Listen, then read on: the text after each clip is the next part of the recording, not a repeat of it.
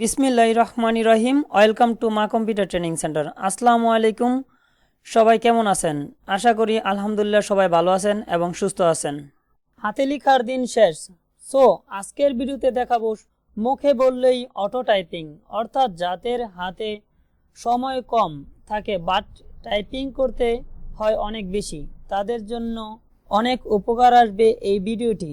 যেমন আমরা ইংরেজিতে একটি কম্পোজ এবং বাংলায় একটি রচনা লিখব, তার ক্ষেত্রে কিবোর্ডের দ্বারাই লিখব, বাট অনেক সময়ের প্রয়োজন, অর্থাৎ আপনাদের হাতে এত সময় নাই, তার জন্য মুখে বললেই আপনার প্রয়োজনীয় কাজটি টাইপিং হয়ে যাবে। তো চলুন দেখা যাক।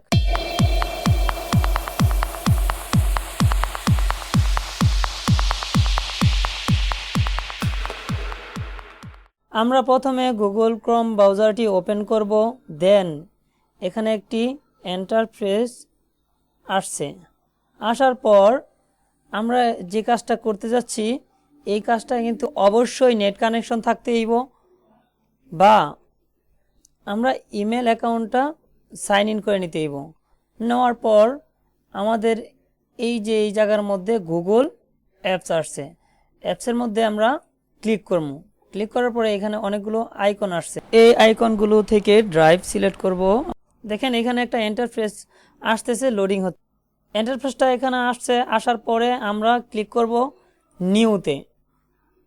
নিউতে ক্লিক করার পরে এখানে লেখা আছে folder, file upload, folder upload, Google Docs, Google sheet, Google slide, Google forms, more. আমাদের দরকার গুগল ডক্স। ক্লিক করার পরে আমাদের এখানে একটা নিউ ট্যাব আসতেছে।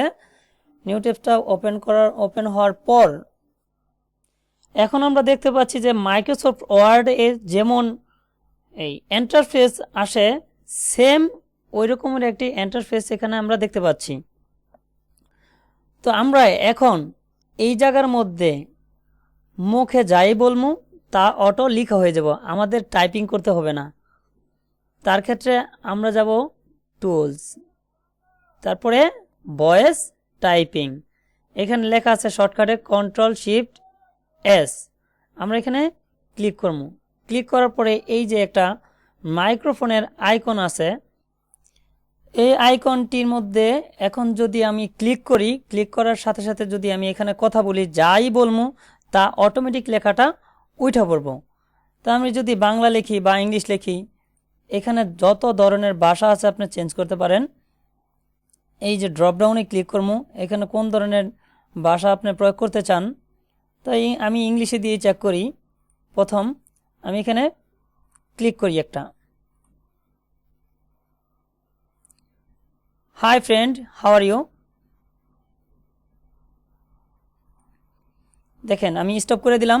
স্টপ করার পরে আমি যে লিখতেছি ইংলিশে hi friend, how are you, automatic কিন্তু লেখাটা হয়ে গেছে। তো আমি দেখি বাংলা চেষ্টা করিয়া আমি এটা ক্লোজ করে দিলাম, কেটে দিলাম। তারপরে এখানে আমি ল্যাঙ্গুয়েজ চেঞ্জ করব। চেঞ্জ করার পরে এখানে আপনি ইচ্ছা করলে আরবি ভাষাও দিতে পারেন, বা বাংলা ভারতের দিতে পারেন, বা হিন্দি দিতে পারেন। আমি বাংলাদেশি, যেহেতু আমি বাংলাদেশের ভাষাটা এখানে দিয়ে দিছি। দেওয়ার পরে আমি যদি এখন মাইক্রোফোনটার মধ্যে ক্লিক করি, মা computer training centre, Taltala, Mohajampur, Sonargaon, Narayanganj.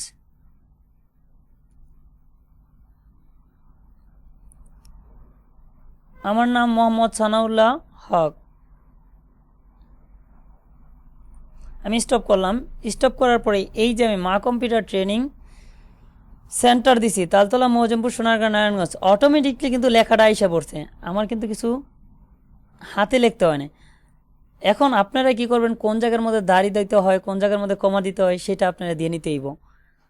সব যদি আমরা মুখে বইলা চাই তত হইব না। আমরা যদি চেষ্টা করি অনেক সহজে পারি।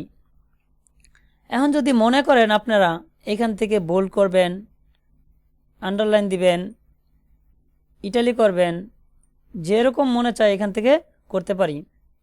আমরা ফন্ট সাইজটারে বড় করতে পারি এবং মাঝখানে দিয়ে দিতে পারি, বা রাইট সাইডে লেফট সাইডে, আমাদের যেরকম মনে চায় সেরকম এই জায়গা থেকে করতে পারি। তা আমরা যদি এটা সেভ দিতে চাই তার ক্ষেত্রে ফাইল, ডাউনলোড, আমরা মাইক্রোসফট ওয়ার্ডে সেভ দিতে পারি, তারপর ডকুমেন্টে সেভ দিতে পারি বা পিডিএফ করতে পারি। আমরা পিডিএফটা আগে দেখাই, পিডিএফ করলাম, এখানে ডাউনলোড হয়ে গেছে। এখানে আমরা ডাবল ক্লিক করে দেখতে পারি যে আমাদের পিডিএফ ফাইল, দেখেন এই যে পিডিএফ হয়ে গেছে। আমরা ইচ্ছা করলে মাইক্রোসফট অফিস ওয়ার্ডও সেভ দিতে পারি। তো file, download, Microsoft Word press করবো, করার পরে এই যে এখানে ডাউনলোড হইতেছে। তো আমরা এখানে ডাবল ক্লিক করবো, ক্লিক করার পরে এখানে ওয়ার্ড প্রসেসিংয়ে এই ডকুমেন্টসটা চলে যাব। দেখেন এখানে আমার ওয়ার্ড প্রসেসিংয়ে আইসা পড়ছে, এই যে কাজটা করছি সেটা।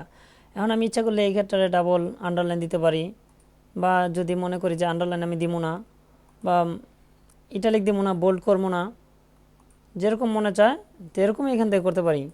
বা এটা প্রিন্ট আউট করবো, তার ক্ষেত্রে কন্ট্রোল পি দিয়ে প্রিন্টও দিতে পারি।